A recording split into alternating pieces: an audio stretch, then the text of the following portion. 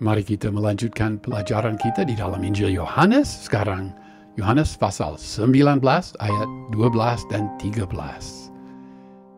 Dua ayat ini menceritakan titik balik yang krusial di dalam pengadilan di depan Pilatus. Sampai titik ini, para pembaca mungkin berpikir bahwa Yesus itu dia akan dibebaskan.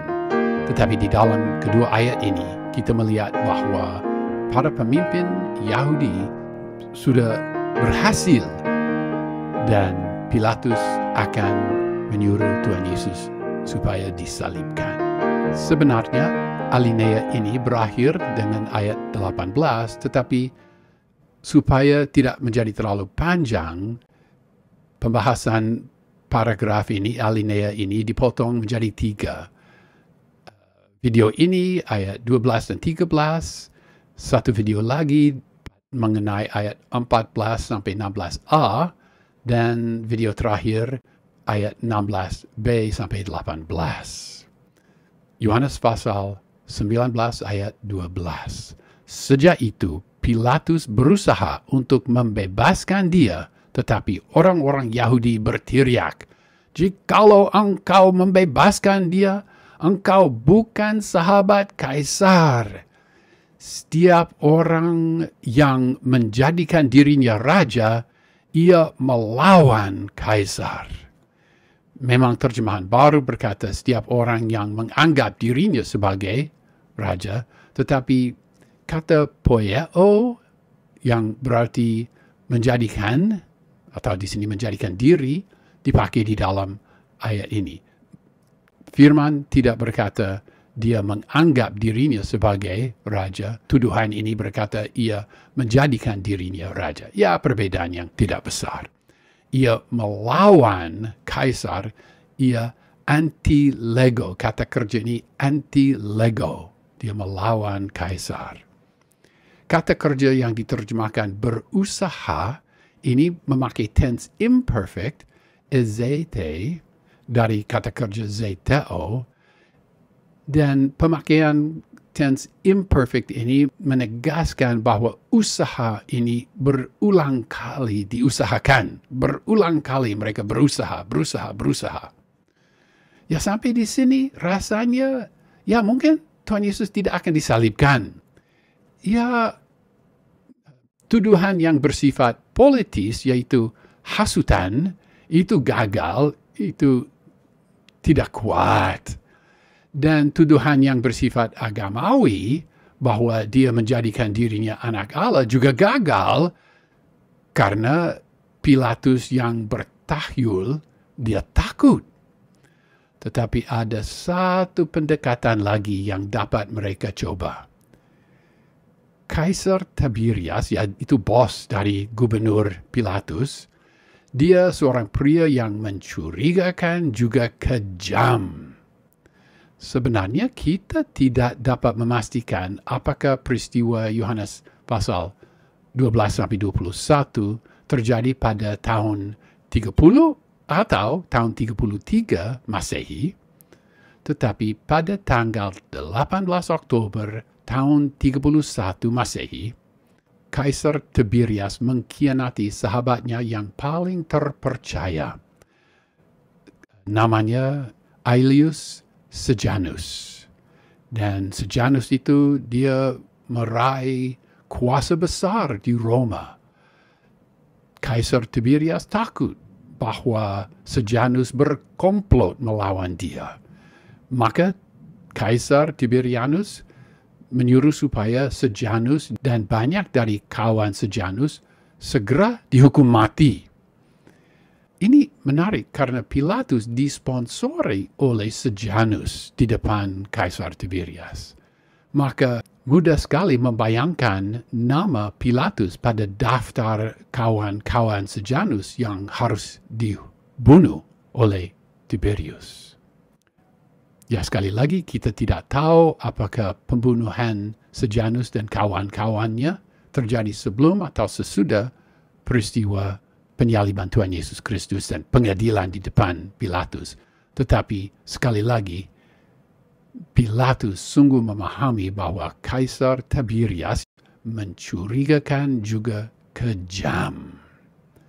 Tidak segan membunuh orang yang dicurigai. Dan sebenarnya Tiberias sudah menerima beberapa laporan negatif mengenai Pilatus. Pilatus tidak mau supaya para pemimpin Yahudi yang rewel itu berkata kepada Tiberias bahwa Pilatus bukan kawan Kaisar. Pada tahun 70 Masehi, ungkapan sahabat Kaisar sudah menjadi ungkapan dengan arti khusus. Sahabat Kaisar menjadi hampir seperti semacam jabatan.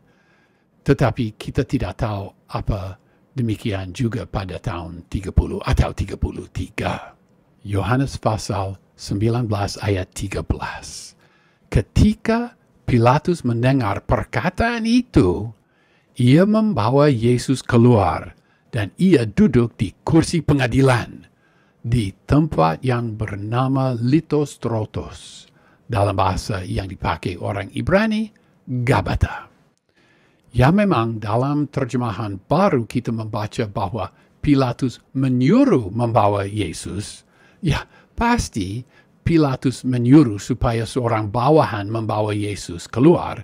Tetapi sebenarnya firman Allah dalam bahasa asli berkata Pilatus egagen. Berarti Pilatus membawa. Pasti para pembaca memahami bahwa Pilatus sendiri tidak menarik Tuhan Yesus keluar. Saya merasa bahwa lebih baik terjemahan harfiah di sini dan para pembaca dalam bahasa Indonesia juga mengerti bahwa tindakan itu dilaksanakan oleh bawahan, bukan oleh Pilatus sendiri. Menariklah bahwa nama tempat ini dicatat dalam bahasa Yunani dan juga dalam bahasa yang dipakai orang Ibrani. Ini penting karena ini merupakan keputusan terakhir. Yesus harus disalibkan. Ya, ketakutan Pilatus terhadap Kaisar Tiberias lebih kuat daripada ketakutannya terhadap tahanan itu. Para pemimpin Yahudi berhasil mengalahkan Pilatus. Tuhan Yesus akan disalibkan. Sekali lagi, ini merupakan titik balik, momen krusial di dalam pengadilan itu. Ditulis bahwa Pilatus duduk di kursi pengadilan. Sebenarnya ini namanya bema. Ini merupakan panggung. Di atas panggung seperti itu, vonis resmi sah diucapkan. Pilatus duduk di bema itu karena vonis yang akan dia ucapkan resmi. Di dalam foto kita dapat melihat bema di kota Korintus dengan Akropolis Korinth di latar belakang. Bema yang sama dengan bema ini, bema Pilatus, juga disebut di dalam Matius pasal 27 ayat 19. Ada bema yang lain di dalam misalnya Kisah Para Rasul pasal 12 ayat 21, pasal 18 ayat 12, ayat 16, dan ayat 17. Kisah Para Rasul pasal 25 ayat 6, 10, dan 17. Bema Kristus disebut di dalam Roma pasal 14 ayat 10. Memang ada masalah naskah di situ, tetapi kebanyakan naskah berkata ini bukan bema Allah, tetapi bema Kristus. Juga lihat bema Kristus di dalam 2 Korintus pasal 5 ayat 10. Kata ini juga dipakai di dalam Kisah Para Rasul pasal 7 ayat 5, tetapi di situ kata bema punya arti yang berbeda, yaitu langkah. Mengenai kata litostrotos, itu dapat berarti tempat atau jalan yang dilicinkan dengan batu-batu, juga dapat berarti mosaik. Memang ada tempat seperti itu 300 meter persegi 4 di dalam benteng Antonia yang ya mungkin itu tempatnya tetapi tidak ada kepastian. Menariklah. Ungkapan bahasa yang dipakai orang Ibrani ini sebenarnya adalah terjemahan dari kata Yunani Ibraisti. Pada waktu itu, bahasa yang dipakai oleh orang Ibrani adalah bahasa Aram. Jadi di sini bukan bahasa Ibrani yang dimaksudkan, tetapi bahasa Aram. Kata Ibraisti dipakai 6 kali di dalam Perjanjian Baru, Yohanes pasal 5 ayat 2, pasal 19 ayat 13, 17, dan 20. Kata ini juga dipakai di dalam kitab Wahyu pasal 9 ayat 11 dan Wahyu pasal 16 ayat 16. Nampaknya di dalam Injil Yohanes kata Ibraisti merujuk pada bahasa Aram, tetapi di dalam kitab Wahyu kata yang sama merujuk pada bahasa Ibrani. Ya, bahasa Ibrani dan bahasa Aram mirip sekali. Kita tahu kata Ab di dalam bahasa Ibrani dan kata Ab di dalam bahasa Aram juga berarti Bapa. Ya, istilah Gabata, itu bahasa Aram, Gabata, artinya kurang jelas. Tetapi itu memang kata Aram, karena akhiran A itu kata sandang dalam bahasa Aram. Tidak pasti bahwa Gabata berarti Litostrotos, berarti jalan yang dilicinkan dengan batu, karena walaupun memakai kata Litostrotos untuk tempat itu dalam bahasa Yunani, belum tentu Gabata punya arti yang sama.